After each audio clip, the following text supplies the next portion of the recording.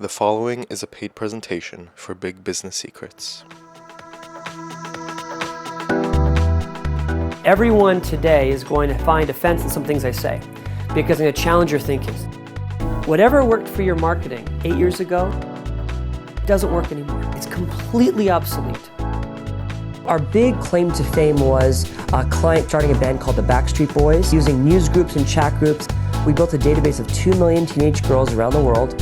They became the fastest selling band of all time because it was the first music band ever to leverage the internet to build a fan base. We've been most famous for real estate sales. We've helped condominium developers sell literally billions of dollars of condominiums cheaper, faster than anyone else. We sold 367 condos in 90 minutes. We did $1 million a minute for 90 minutes in Phoenix, Arizona. People started showing up at 2:15 a.m. At 10 till 4, I heard voices outside, jumped out of bed, looked out the window, and there were a bunch of people in chairs waiting. We know how to build an incredible buzz or incredible excitement around a property through our marketing efforts. When we do marketing campaigns for developers, one of the things that we immediately do is we start tracking and measuring what they do. And we present our reports to them, and they're like, I can't believe all the stuff that we thought worked isn't really working.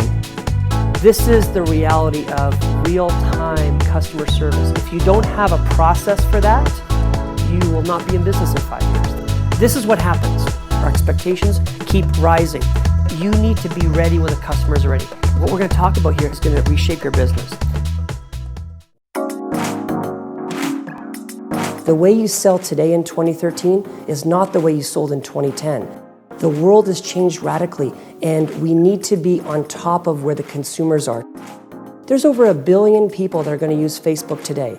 We Google everything. The iPad is the biggest selling product of all time.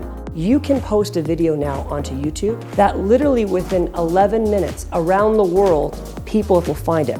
If you still think that newspaper ads and yellow page ads and regular traditional media is going to help you in this new world, you are badly mistaken. For me to experience this over the last 15 years and help our clients leverage the internet to sell billions of dollars of products and services, it's really extraordinary. We're helping people move to this new digital world because this is a major transformation. This is a medium that can actually target exactly who you want to target in real time, literally in seconds or minutes, and we only pay if it works. This probably is the biggest marketing opportunity of our generation. After 15 years of doing this in 10 countries and 30 cities with global brands, is I think not only do the big companies need to know how all this works, but I think the small businesses, which are 90% of the economy, they have no choice but to learn how to leverage Facebook and LinkedIn and Twitter and really how to grow their businesses. And I'm a small business owner too, so I'm in this category, and we've been able to become one of the fastest growing companies in the country, a couple years in a row. We've grown our own business dramatically. So everything we talk about, we do ourselves. So I think that the reason big companies hire us and really innovative entrepreneurs hire us is we think differently. We've worked really hard for 15 years to stay ahead of the trends and help our clients transition, but we never rest on our laurels. So we never do what worked last year. We're trying to break new barriers and trying to find a better, faster, more efficient way to sell and market. We do that every day. We're very proud of our results in real estate, for example. Last 5 years, billions of dollars of condominium sales that we've done in 10 countries and 30 cities. But I'm equally as proud as some startup companies that we've helped. Some of our biggest successes ever have been startup companies that we help grow to billion-dollar brands. We're in a generation now that's possible, and I don't think that was possible even a decade ago. Take action, don't just watch this and do nothing. Go to our website at n5r.com, and I think if nothing else, it will completely change the way you look at your company. We're helping businesses get closer to the customer, and that's what it's all about. And a lot of those old, outdated systems don't do that. But with the new technology, whether it's online or blogging or social media, it's really a way to build a relationship one-on-one with customers. And I think that's why we've been so successful.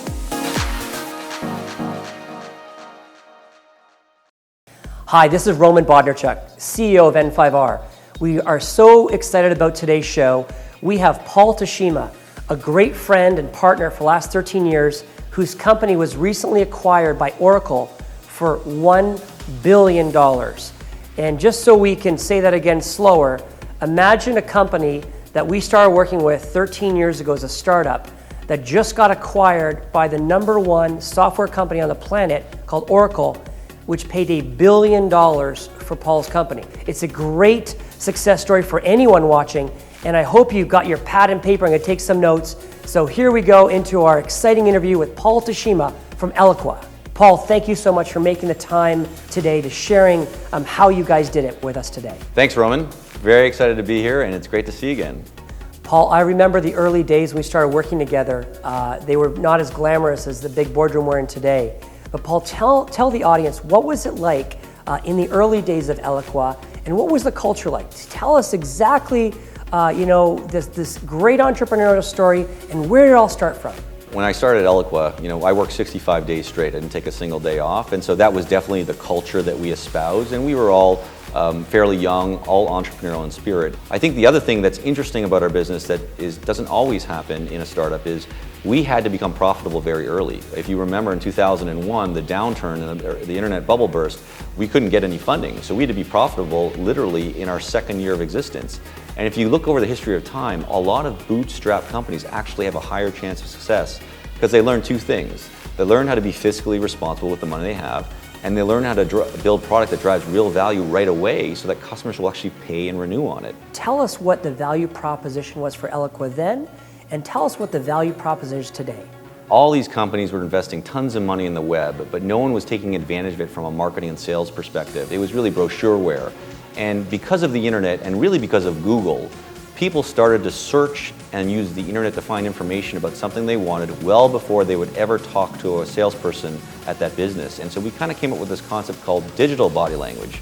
And so it became important for marketing to use technology and the internet to try and figure out how to track and understand that as part of their marketing and sales process. Paul, what does it take to create a great culture? What does it take to create a great entrepreneurial team to have a success story that grows from startup to reaching $1 billion buyout? A lot of what happened in Eloqua as a business and the growth was due to a lot of hard work and a lot of focus. I mean, we were all very sales driven, as I know you are, Roman. It's a really important part. You can have a great idea, but if you can't get a customer to find value and pay for it, that's not going to happen. Your business is not going to grow. I mean, we had a very strong inside sales team. We really focused on demand generation as a science, and we used our own product and drank our own champagne, as they say, to really drive that pipeline through to customers and close. When you are hiring and building this great team, what are the things what advice would you give to other entrepreneurs and business owners? First off, culture eats strategy for breakfast. So you could have the best strategy in the world, but if you don't have a culture that wraps around and embraces and supports that strategy, you're not going to be successful. And then we had a culture around that really celebrated the success of marketers and wanted to build technology to make it easier for them to do these things that were new. And so what we did was we looked for people who had that great blend of business and technology, but were motivated on building something big and great and changing that industry. Paul, you've worked with some incredible entrepreneurs. Now you work with Larry Ellison from Oracle. You started working with Mark Organ, the founder of Eloqua. What does it take to be a great CEO? For me, a great CEO really has two primary qualities. First off, the thing that people don't realize if they've never been a CEO, and I haven't, is that at the end of the day, the buck stops with them. And so the CEO needs this quality, and there's this great book, Good to Great, by Collins, written about it, this idea that they need to have an undying faith that in the end they will be successful. I think the second quality of a CEO that I've seen is that, and been very, very important, is the ability to hire and attract great people to fill the areas they're not good at. What are the most important things that you see in marketing trends today? What are the things that you see driving marketing today? If you think about what's happened, and I'll give you a Google stat which is so interesting, that 10 years ago when we were going through this initial change, the average buyer checked 3 different sources before they purchased a product or service. And that's now gone to 10 different sources. And the challenge as a business is that you really only own one of those sources, and that's your corporate website and your campaigns. And so it's become even harder to get in touch with the buyer, you almost have to go out to where they are, whether they're on a social site, whether they're on their mobile phone, whether they're on viewing an ad on Forbes.com, and really bring that together in one view of the buyer. It's sort of that idea of one view of the customer that's been around since the dawn of time. I think another one is about data. And they use the term big data all the time, and I think the hardest thing is how do you make big data actionable? And what I'm starting to see is some real effort in some really smart customers and smart marketers where they're taking that data and they're using tools to really distill that down to something that they can do. Paul, over the last decade, sales has changed radically. We now look at our smartphones 150 times a day. We are on Facebook and LinkedIn and Twitter. What is the ultimate sales process today? How do you train your sales teams? The best part of the sales process or buying process still is working with a great salesperson. But if you take a step back and look at the broader terms, I think the thing that we would focus on is, buyers are at all different stages of knowledge and interest level. And the perfect sales process with marketing is giving them the content on their time frame, when they need it and what they need. What you need to do is put content out there and put messaging and offers out there, see what's working, and then continually modify it as you get different streams of potential customers coming to your door. So my perfect process isn't sort of something that's linear laid out. It's actually something that's much more organic and responsive to their needs.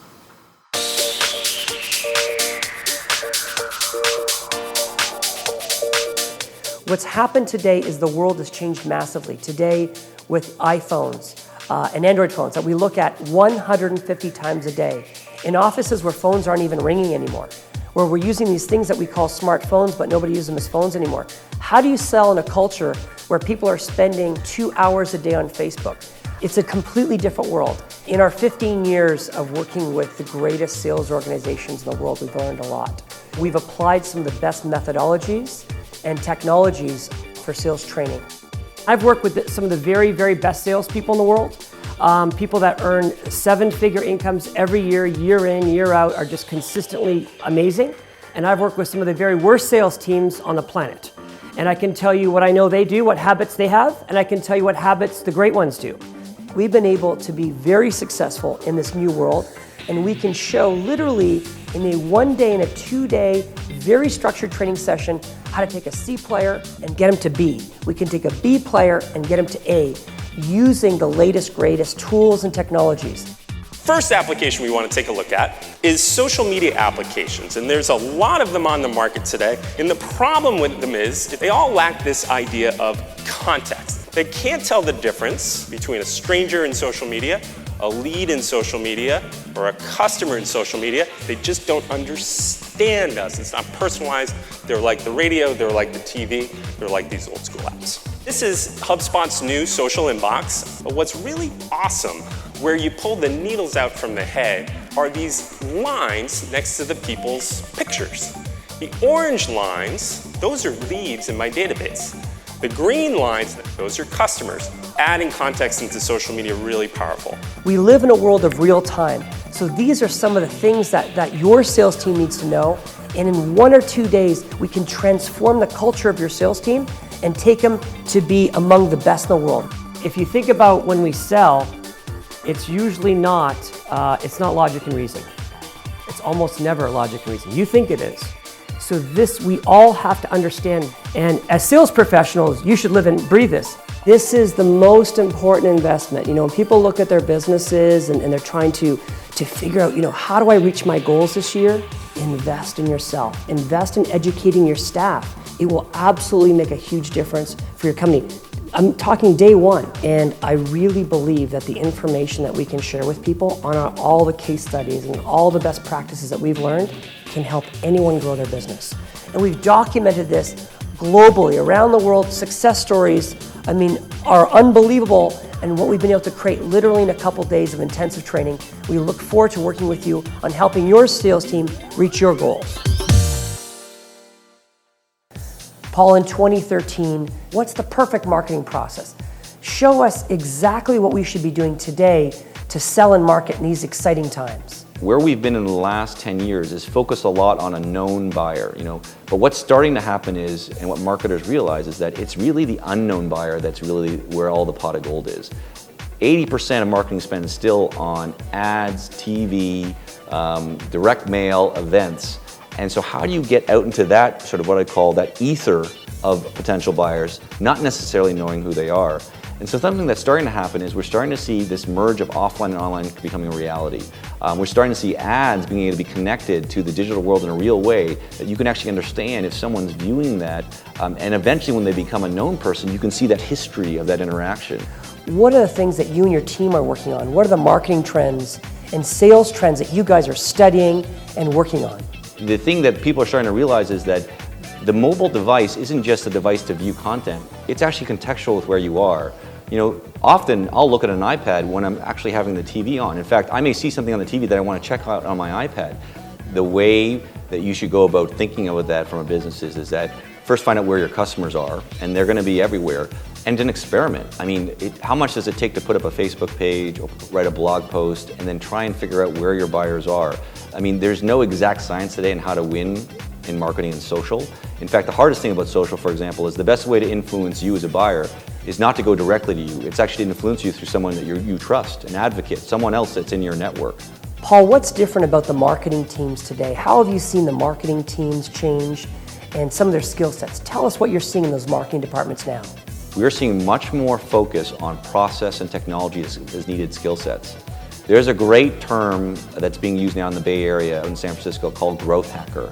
And what that is it's a new breed of marketer. It's a marketer who can do a little bit of HTML. They can understand creative and messaging. They can go understand search and how to use SEO. They can look at analytics coming from the website. They can bring that all together and then they can hack away at different ways to grow your business. It's a great concept because I think it's what you really need to do as a small business. Get one of these growth hackers, stick them on the front side of your business and get them to go and run and do things to try and drive inbound interest, activity that ultimately leads to deals and sales.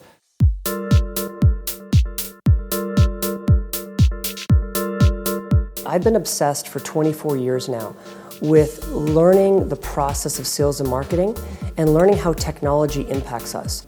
All these statistics and surveys we used to show people on how big the internet was going to be and how big digital marketing was going to be. And today they don't call it digital marketing, now it's just marketing because all marketing is digital. Why do you think companies are still using some things that are obsolete like newspaper ads, direct mail, or outbound calling? They can't track, they can't measure, they don't work. Whatever you saw that was successful for you, you tend to gravitate towards it. And people are not really good at embracing change.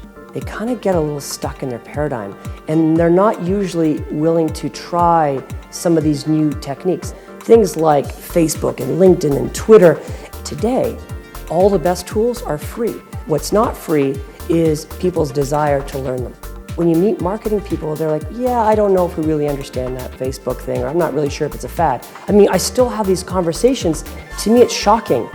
So unlike the old world of marketing where you run this ad, you do all these shows, and you hope and pray it works, here you only pay if it actually works. So I would say it's easier today than ever, but you need the education, you need the information, and unfortunately, I haven't seen any schools teaching it.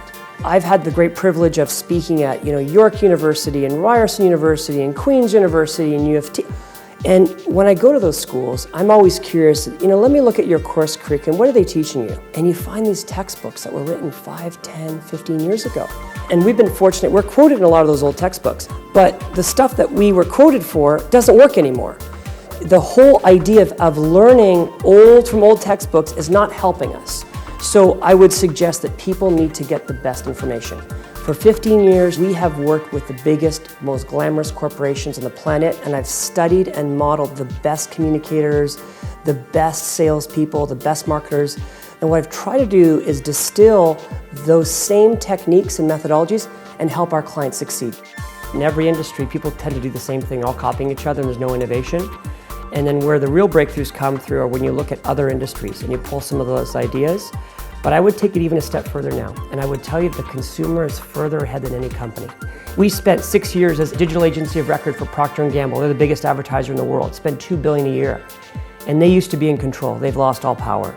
The consumer is in power.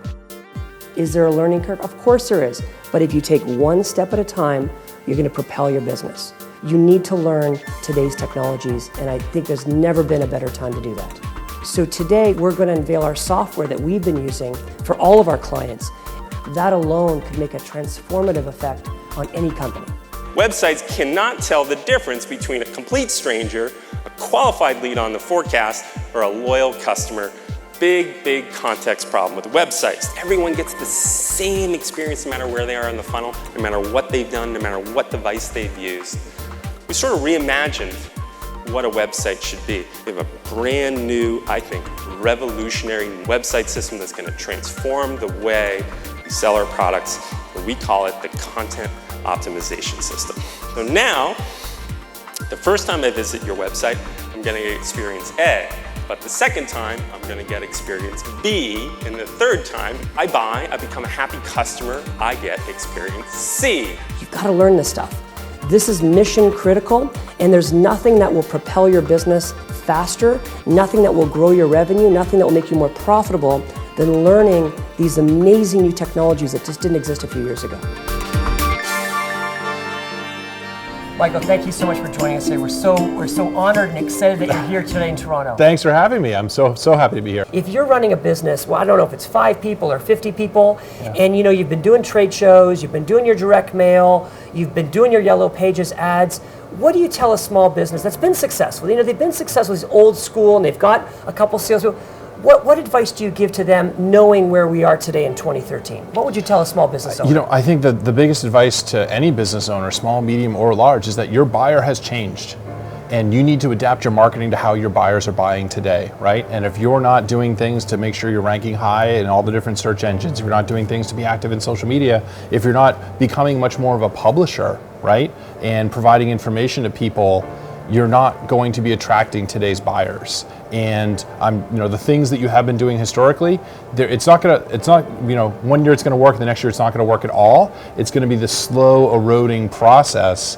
But what you want to be thinking about is where's the future? Are people going to be doing more or less responding to cold calls in the future? I think it's going to be less. Are people more or less responding to direct mail in the future? I think it's going to be less. Are they going to use search engines more or less? Probably more. Are they going to use social media more or less? Probably more. Are they going to use blogs more or less? Probably more. So build your business for the future. And I think that's the whole point behind inbound marketing, is that you want to start to embrace the future. What are people moving to? Embrace today's buyer and tomorrow's buyer. The other thing about HubSpot, it's a tremendous sales tool. I look at this and I can literally see not just my prospects, but because you guys have a whole lead scoring, I can see who's ready to buy. Yeah. If you could just tell us about that, because to me that is one of the most profound changes in all of sales history, that we can really understand the psychology of buyers and what stage they're at. If you could share a little bit about that. Yeah. I think this is one of the things that's helped you become our largest, most successful partner within Canada, is the ability to sell effectively, right? So it's not only about lead generation, but what are you doing to engage those leads and sell them effectively? And there's a lot of things within HubSpot that help you do that. So we have lead scoring. So based on what parts of your website people are going to, or who they are, or how they've answered certain questions, you can assign them different amounts of points so you can prioritize your salespeople's activity. We also have the ability, when maybe one of your leads, someone you're actively working with, they came back to the website today. Wouldn't you want to know that? We can send email alerts to people using HubSpot. So there's lots of tools like that that help give your salespeople the best and most current, up to the second information about what's happening with their leads to really help them close effectively. Our first salesperson that we put on the project had never sold real estate before. So understand, this is a brand new HubSpot integration within 30 days. A gentleman that's really fantastic, but never sold real estate. All we did was we sent a few emails out to their old leads. He was able to see who was clicking, who was doing. He has now done 7 condo sales. That's more than they did last year. Wow. Using the tool. So to me, that's just unbelievable. And these are $500,000 plus condos. This is not, we're not selling candy bars. This is big ticket items using the tool. Absolutely. I think, especially in those considered purchases, that it's not just, an impulse buy, having the right information, knowing who's engaged, who's not engaged, and using that to devote your time more effectively as a salesperson is super important. It's all about putting the customer at the center of your world and being more responsive to the customer. And to do that, you need good information about what the customer's doing and how they're interacting with your company. So through our partnership, what we're going to offer is a free 30-day trial of HubSpot for anyone who wants to respond, and it's at n5r.com. And then folks can just go there and get the 30-day trial and check out the software for themselves. Wow, you have completely changed our business.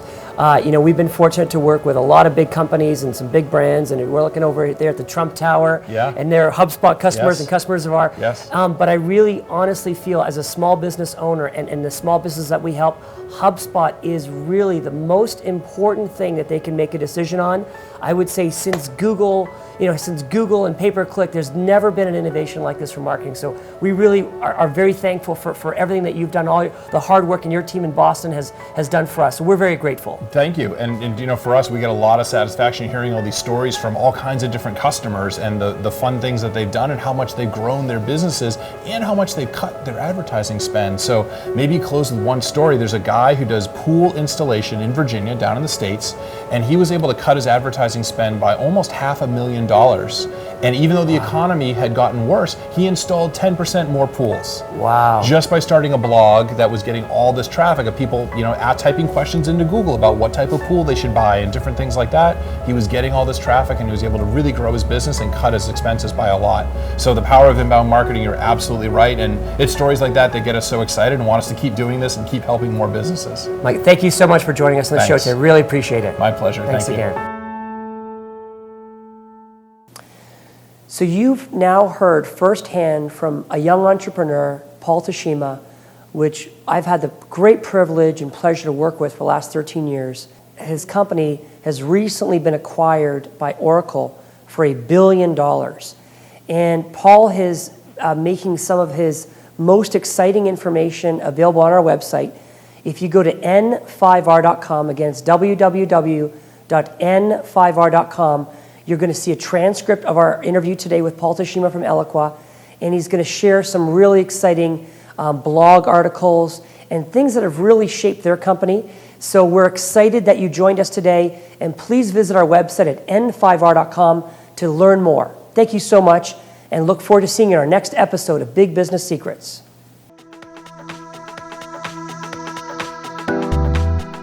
Everyone today is going to find offense in some things I say, because I'm going to challenge your thinking. Whatever worked for your marketing 8 years ago doesn't work anymore. It's completely obsolete. Our big claim to fame was a client starting a band called the Backstreet Boys. Using news groups and chat groups, we built a database of 2 million teenage girls around the world. They became the fastest selling band of all time because it was the first music band ever to leverage the internet to build a fan base. We've been most famous for real estate sales. We've helped condominium developers sell literally billions of dollars of condominiums cheaper, faster than anyone else. We sold 367 condos in 90 minutes. We did $1 million a minute for 90 minutes in Phoenix, Arizona. People started showing up at 2:15 a.m. At 10 till 4, I heard voices outside, jumped out of bed, looked out the window, and there were a bunch of people in chairs waiting. We know how to build an incredible buzz or incredible excitement around a property through our marketing efforts. When we do marketing campaigns for developers, one of the things that we immediately do is we start tracking and measuring what they do. And we present our reports to them, and they're like, I can't believe all the stuff that we thought worked isn't really working. This is the reality of real-time customer service. If you don't have a process for that, you will not be in business in 5 years. What we're going to talk about here is going to reshape your business. The preceding was a paid presentation for Big Business Secrets.